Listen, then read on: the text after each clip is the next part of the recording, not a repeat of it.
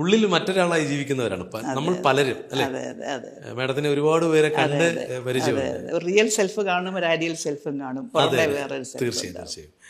അത്തരം വിഷയങ്ങളുമായി ഒരുപാട് ഫാമിലി വിഷയങ്ങളുമായി മുന്നോട്ട് വരുന്ന ഒരുപാട് പേരുണ്ട്.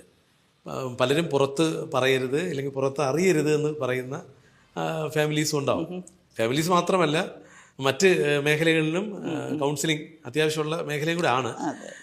അങ്ങനെ വന്നാൽ എങ്ങനെയാണ് മാഡത്തിൻ്റെ ഒരു സ്റ്റാർട്ടിങ്? ഒരാൾ വരുമ്പോൾ എങ്ങനെയാണ് അവരെ കൈകാര്യം ചെയ്യുന്നത്? ഓക്കെ, ആദ്യമേ പറയട്ടെ, കൗൺസിലിംഗ് എന്ന് പറയുന്നത് ഉപദേശം കൊടുക്കലല്ല, ഒരിക്കലുമല്ല. നമ്മൾ ഒരിക്കലും ആരോടും പറയില്ല നിങ്ങൾ അങ്ങനെ ചെയ്യണം, ഇങ്ങനെ ചെയ്യണം, അല്ല അത് ചെയ്യരുത്, ഇത് ചെയ്യരുത് എന്ന് ഒരിക്കലും പറയില്ല. കൗൺസിലിംഗ് എന്ന് പറയുമ്പോൾ നമ്മുടെ അടുത്തേക്ക് വരുന്ന ഒരാൾ അവരൊരു പ്രയാസമായിട്ടാണ് അല്ലെങ്കിൽ ഒരു പ്രശ്നമായിട്ടാണ് വരുന്നത്. അപ്പോൾ അവർക്ക് ആ പ്രശ്നം ഉണ്ടാക്കുന്ന ഫാക്ടേഴ്സ് പലതായിരിക്കാം. മുമ്പേ പറഞ്ഞ പോലെ സ്ട്രെസ് ഫാക്ടേഴ്സ്, ചിലർക്ക് ഫാമിലി ആവാം,